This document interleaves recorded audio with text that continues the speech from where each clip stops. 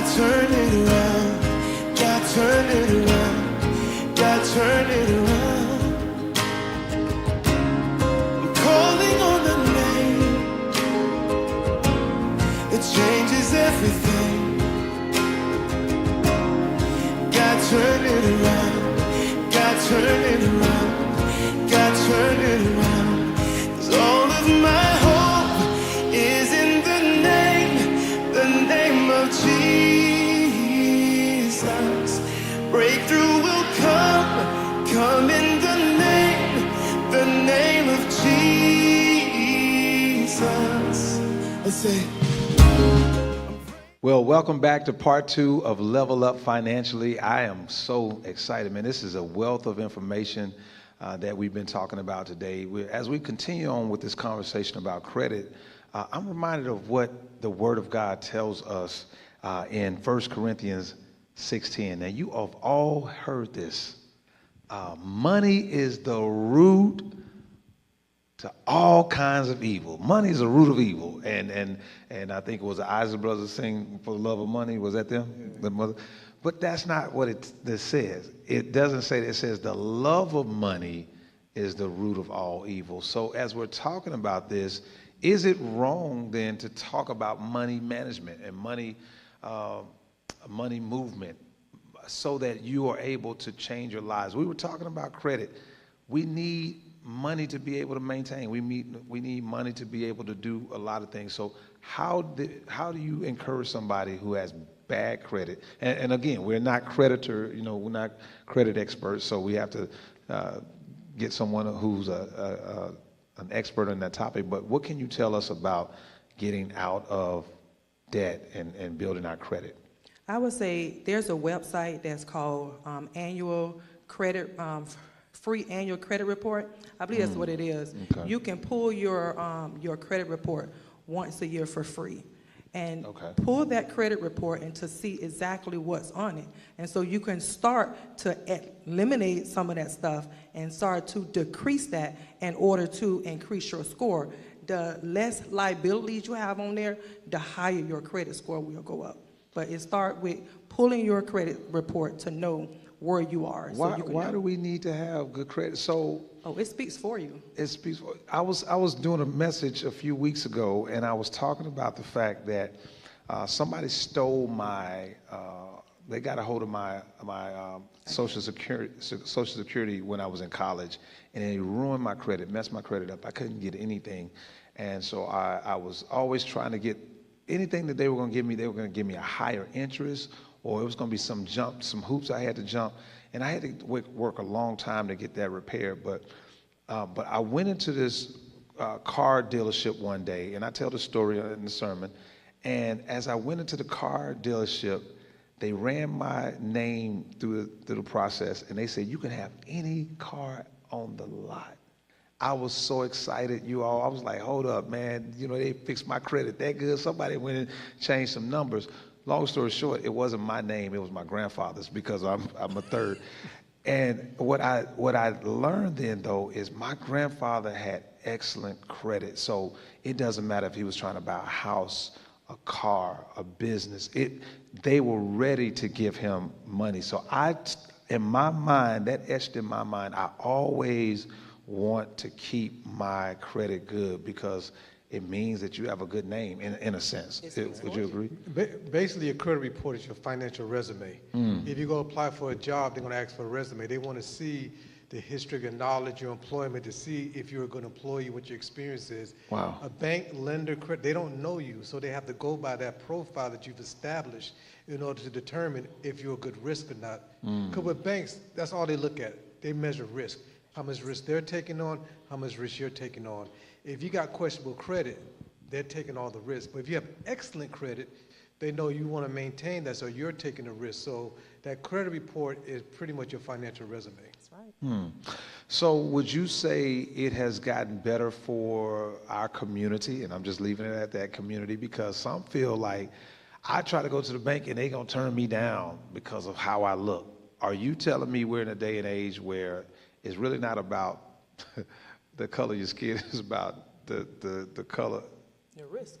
the color that you have, the money that you have, or the credit that you It's have? interesting you say that, because even though it's a set formula we should be going by, there's still banks that do practice predatory Lending policies in order to prevent certain people from obtaining that loan. Okay. That's why I've always made a practice throughout my career to make sure that I have a working relationship with the lender I send clients to. Okay. I may send someone to a loan officer, and they say, look, the credit weak, I can't do anything for them. At least that lender will let me know if they fix A, B, C, and D, then we could talk. So I could sit down with my client and say, look, this is what we need to address. So at least they'll know what the path forward is, and not just going by what their loan officer say. Let me give you a prime example. I had one client that go, and they were turned down from a direct lender, a bank, saying that, you know, your loan is denied, we can't give you finance. They left there discouraged.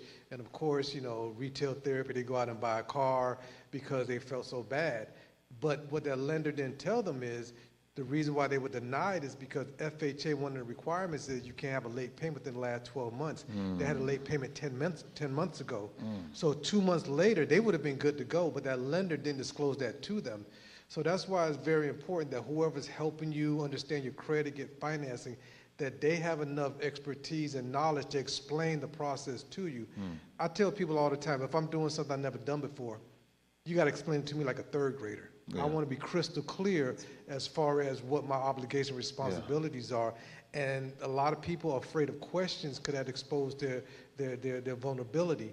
And we know, especially at the subprime meltdown in 2008, our community got hit the hardest, so therefore we're more guarded. But questions is the key to give you a peace of mind, lower your stress, and make logical decisions. So for those who are tuning in right now, you didn't catch the part one, go back and watch part one.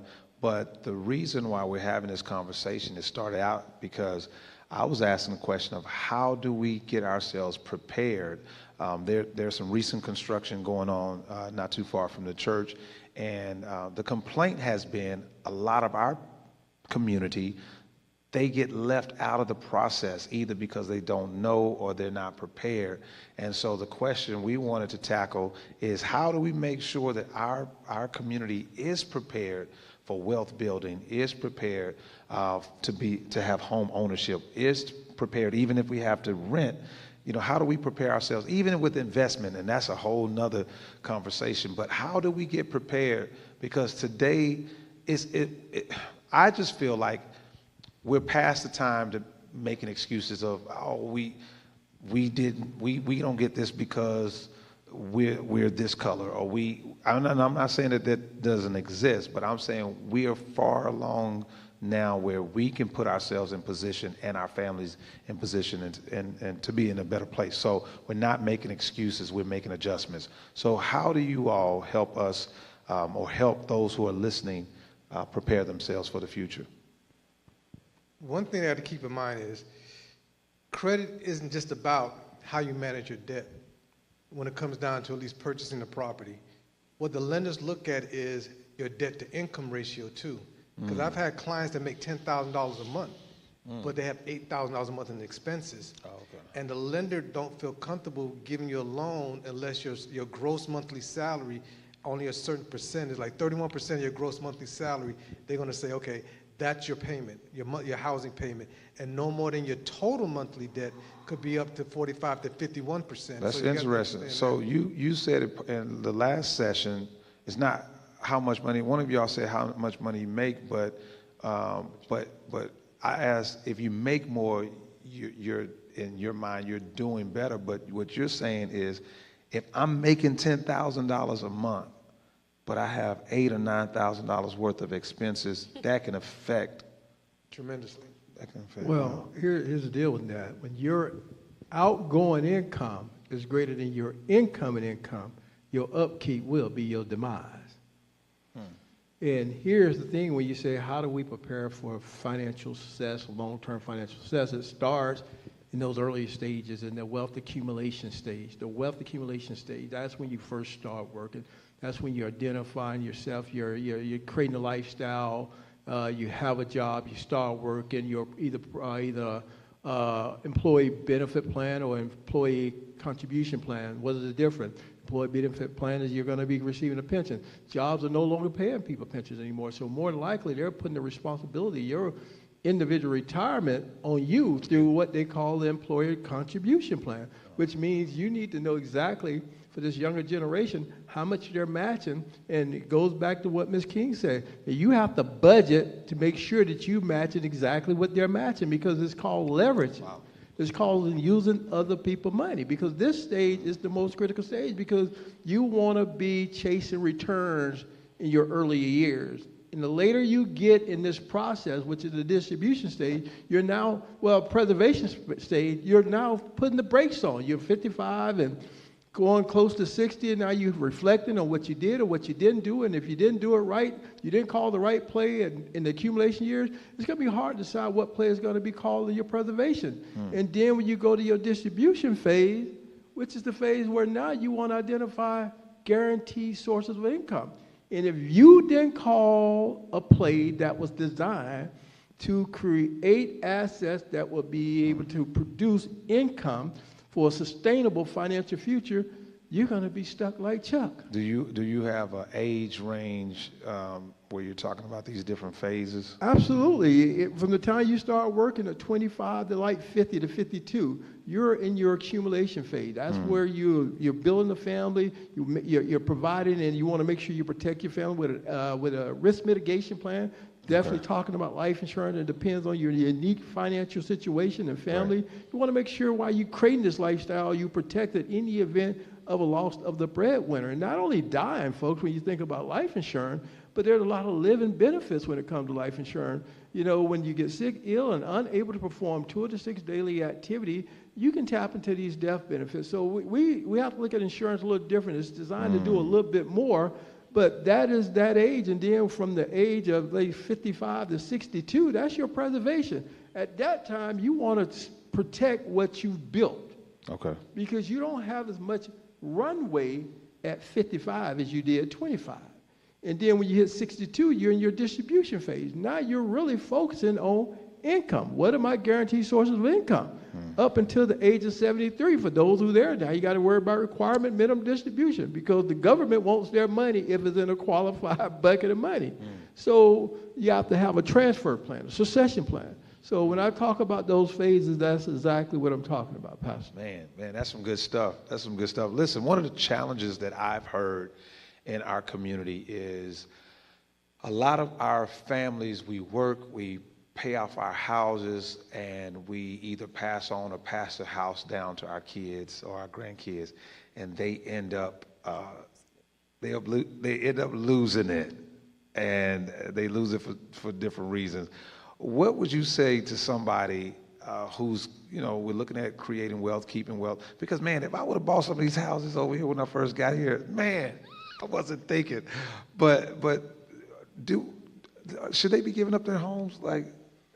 Well, that's what happened when you leave all these assets to these kids. A legacy, and you all can agree with me on it, a legacy is not what you leave behind for people. It's what you leave in people. Wow. Giving them power with the ability not to manage. Legacy is not what you leave behind for them, but what you leave in them. In them. Because that would determine whether it's maintained. Wow.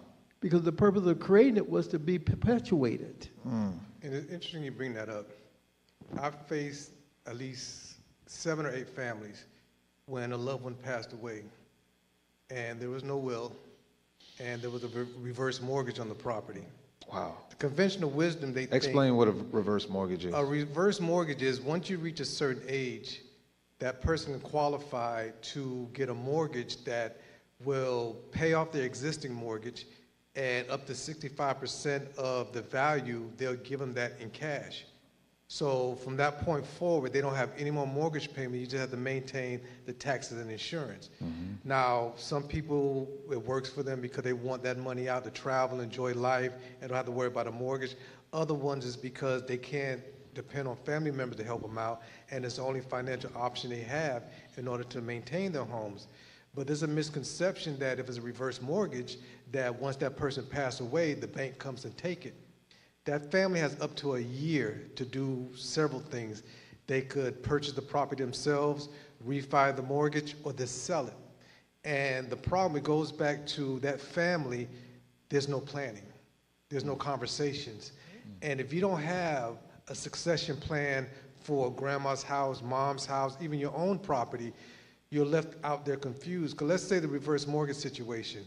People thought grandma was doing well. She's not asking nobody for money. She's been in that house for 50, 60 years. Yeah. It got to be paid off. Right. So when they find out that there was a mortgage, no one has the credit or the ability to get a loan, to correct it. And while they sit around trying to figure out what's going on, the clock is ticking.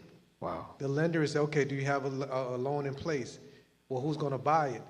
Even if they don't have anyone to buy that property, there's a lot of equity left in that property where they can sell it. But the problem is they never had a plan. There's no probate, so nobody can legally sign a sales contract. So by the time they get everything in order, the clock's run out, there's a sales date, and somebody comes Well, aboard how that do property. they know about all this? Like Family conversations. Gotta change the conversation around change the the table. conversation. But if you are in trouble, who do they call? Mortgage loan officer? Who they call? So, like, just to piggyback off what he was saying about when it comes to probate, one thing that I noticed in our community that a lot of people don't know what a ladybird deed is. Oh, a what? Ladybird deed. Ladybird deed. Yeah, so Okay. basically what it is that it's a deed that sits dormant until the owners pass away. And when the owners pass away, whoever is on the ladybird deed, their name go directly on the home. And it takes away from going through probate. Even a will, you got to go through probate. But with the ladybird, there's a life estate that automatically transfers what they call a remainderment. With the will, you have to go through probate. Because the will only tells the judge how to separate the assets and the expenses. It doesn't put your name on that deed. It doesn't take you away from probate. You still have to go through probate. What you can do is if you don't have a trust in place, you have a ladybird deed, and it's a deed that you said, when you pass away, I want my kids to go on my deed automatically. How do we get that? A ladybird deed. You can call me and I can help you out. Okay. We call Andrea King and she can help us with that, because that's what's happening in our community, and we don't even know that. I never even heard that until now. And you see it a lot, that a lot of families don't have money to get a lawyer to go through the courts and go through probate. But if they only knew about a ladybird deed, a lot of these houses in our community would have been saved. Oh, man. And as we were talking about home ownership and having your credit in place and everything, I know a lot of one of the big problems we have in the community now is what we call brain drain. Yes. Well, a lot of kids don't want to come back home, Yes. or they stay where they're at because it's more affordable. But a lot of people don't realize that once that kid graduates from college, they're in a great position to take advantage of all the programs that's available, because their income is very low. And even if they have student loans, it's deferred long enough where it won't count against them, because once you have a student loan in place, FHA, if you don't have a payment plan established, FHA will charge you based on a percentage of the balance of that, and that could make your debt-to-income ratio be so high you can't afford a home. So really, right after graduation, the conversation really needs to start from the time they graduate high school, preparing them once they get out to position them to take advantage of these programs, because the income is low enough to maximize all the subsidies that's out there. And then later on, as they start building their own wealth, they can figure out what they want to do with the property. At least they have an affordable property where the landlord won't double the rent on them the next month, and it's something that's grown equity. You sound like you Yeah, agree with Pastor, what let he me said. tell you something. This is like, I thank you, Lord, for him just saying that. I'm currently working with 2 college students up there at FAMU. Wow. As the loan officer, I know a couple of the nuance and the tricks and trade, what have you. So this young lady is in her final year of college. And like you said, those loans didn't start yet. So her and her cousin went in together on the loan. The deed, Collective economics. heck, man, look at here. Heck yeah, that Hold was on. just awesome. They went in together to do what? So this is how I set them up to start wealth and start to invest. See, that's why I say you have to come out to these workshops. We got to put this information in the community. Right. So she's in her final year of college. Therefore, her income. All she makes, I think she worked in the office, she made like a couple dollars. She don't make much. But her cousin is a police officer. He makes the money. So I was able to approve them for an FHA loan, a low down payment out of pocket, to where I have her on the loan, and even though he's a borrower on the loan, but he's not on the loan, he's on the title. So guess what? That loan is not going to be shown on both of their credit reports. This is where the leverage come in. So once she finished school, and or once she started making the money, what have you, now she have a property. And this is what we're not taught. We're taught to get that property, that's it. No, what you do is you start to leverage. You start to take out the equity in that home as a HELOC, and that's a home equity line of credit. It works like a credit card. You only get billed on what you use. So when you go out to look for your second property, you see how much down payment and closing costs you need. So you only take out that 23 or that 15,000 from that HELOC, then you got that second property. So now the second property is paying that $200-some for that HELOC that you just took out. It's paying for that. It's using other people's money, because now you're going to repeat the process, and that's by, And there's no taxes on debt, so when you pull that money out, you're not taxed on it. You're not taxed on it. And then it gets even better. I ain't going to cut you off because this is getting juicy. So then what you do is, for those ones that doesn't have a W-2, guess what? You still can jump in again. It's called a DSCR loan.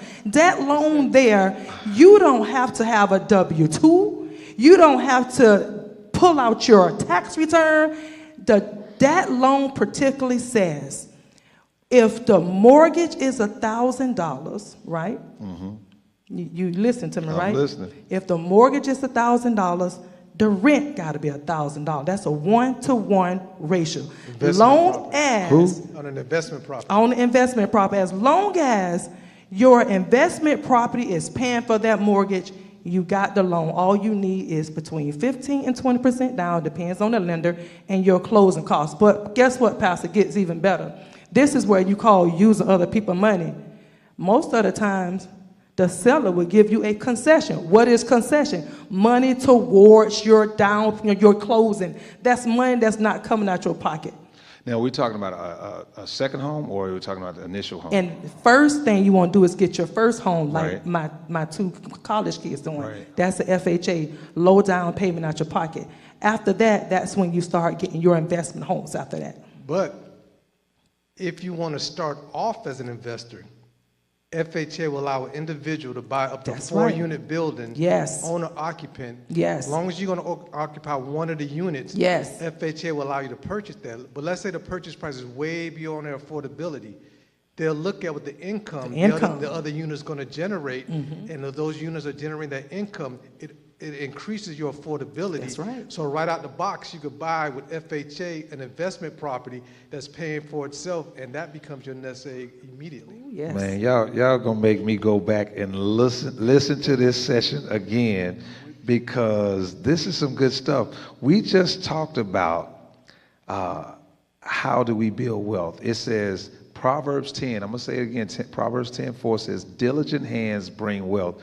What you guys are talking about is what you said in part one, creating, appreciating assets and decreasing assets, or something like that.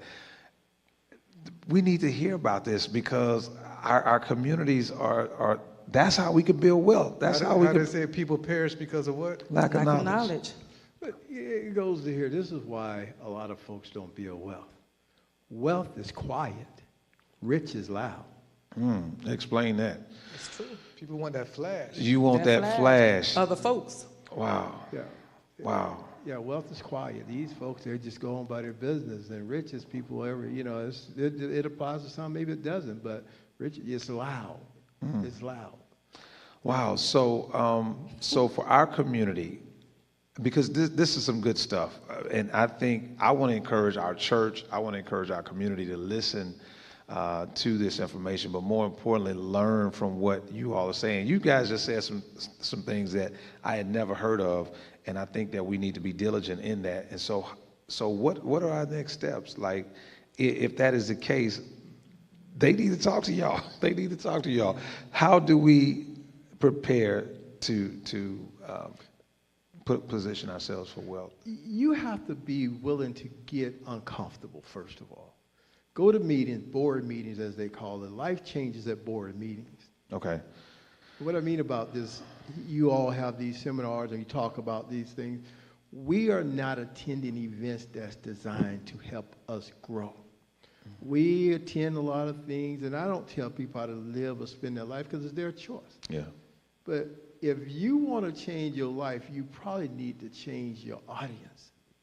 And what does that mean? Where are you? What are you hearing? Who's pointing in your ear? Because I truly believe that whoever has your ear controls your destination. So I think it's important to sit in on certain situations and always be the smartest person in the room. And what that simply means is that you know what you know and you know what you don't know. Wow. When we think about, I think it's Matthew chapter 25, we think about those three individuals with the talents. The master left each one of them, one with 5 talents, the other with 2, the other with 1. The one who had 5 increased it to 10. The one who had 2 increased it to 2 more, had 4. And then the one who had 1 decided, I don't have enough to work with, so I'm just going to bury it and hold something for later. And that was the wrong move. I think a lot of people are burying our talents because we're burying the knowledge that we should be having. So how do we get out of that? I want to say this real quick. This is kind of piggyback on what James said. This is something that is said in our community. If you're the smartest one in your circle, you in the wrong circle. You need to change I circle. beg a difference. Okay, all right. Because I beg a difference. I say, if you're the smartest one in your circle, go out there, fish for that other circle, but you bring it back to the camp to pull up the next person. Gotcha. Because if you leave that circle, you're leaving that one behind that buried that talent because he didn't know what to do. So if you're the smartest one, don't just leave. Go out there and get the information, bring it back to the community. And that's the problem in our community. Some people go out there, they go get the information, they build their nest, and they don't come back to tell us how they built their nest. That's called crabs in a bucket. Well, I like that because I remember sitting at a social event. I got emotional talking because I was telling people I was here because if I don't get this information, I can't take it back. I can't take it back. And it's not so much about crabs in the bucket as much as it is being a big fish in a small pond. And let me add on to this. When he took that 1 talent back for the one that buried it, who did he give it to? The one who had the most. The smartest one in the room, because he knew what to do with it. Wow. He was a better steward. That's why he got the most to begin with. Because you would think you give it to the one that got the 4 because, okay, let me help him out a little bit. But life don't reward the mediocre. You have to be good. That's why information is so important. Educating yourself is so important. Yes, it So is. what if you that person to say, I don't have what this person, he was given 5. Of course, with his 5, he was able to produce 5 more. She was given 2, so of course she was able to do that. I was only given 1. Speaking of that person who looks at their situation and say, I was not blessed to have this, that, or the other. How am I able to realistically create wealth with the little bit that I've been given? I think it goes back to, when I think about that, I wasn't there. None of us was there, but I believe what this spiritual person said is that if I had more, I'd do more. Where if I say, if you do what you can with what you have, be as good as you can until you can get great. And then once you get great, get greater. So it goes back to the statement, don't allow your situation, a season, dictate your generosity. And another thing is this. We're plagued with this spirit of comparison. We look at this people that got so much and say, I could never get. Everybody started somewhere. Yeah. Sometimes we are a generation too behind, but you have to make that decision to say, I'm going to change this. I'm going to change the trajectory of my family. Yeah. I'm going to make that decision. Yeah. It's a joke I always like to tell. I say, 3 frogs on a log. One decided to jump. How many left? Still 3, because one decided but didn't take that action. You can decide all you want, Okay. but you have to Well, take that first step. 3 frogs on a log and one decided to jump, but there was still 3 because the one that no action. So some people are listening like, oh, that sounds good, and I think I'm going to do it. But if they don't do it, they're just like that one who buried that one talent. And what you said, I think, is key. What if the one who had 5 talents, and I ain't trying to rewrite the text, but what if the one who had 5 talents came to the one who had 1 and said, let me come and show you what I did? Amen. And that's what's Pastor, right happening. That's what and I think that's what we're telling them tonight. This is what they're doing. They're giving nuggets to us to help us increase what we currently have. It doesn't matter how much or how little, we can increase what we have. Pastor, I really lean on this association thing and activity and attendance and your attitude and awareness. And here's why I say that, because I often tell folks when they share information with me about something that was shared with them through a discussion, I always tell folks there's 3 conversations taking places every day between 3 levels of people. Big people talking about big things and big ideas. Average people talking about average things and average ideas. And small people talking about people. And I say that because you want to you don't want to major in minor things, because you can never get anything major done majoring in minor stuff. Put yourself in the company of people who's aligned with the destination you are looking at. And that's no knock on anybody. This is the hard truth here. There are some folks, in order to separate, you have to separate. Yeah. Wow. Change the people you're around or change the people you're around. And I come to realize, if we're really honest, there's no one that's really going to come rescue any of us. Opportunity is something, that's why God gave us free will, to make decisions on the path we want to take. I use the analogy of, somebody going to Orlando. If you get on the turnpike, you get to Orlando, it should take you about 3.5 hours to get there. But let's say you go into Orlando and you running off the road, crash into a car, stopping over here, end up taking 5 or 6 hours. You'll get to where you're supposed to be, but because of all the distractions along the way and the mishaps, it takes you longer to get there. But once we focus and figure out what we want, and you want it more than your next breath, it has to be something internal.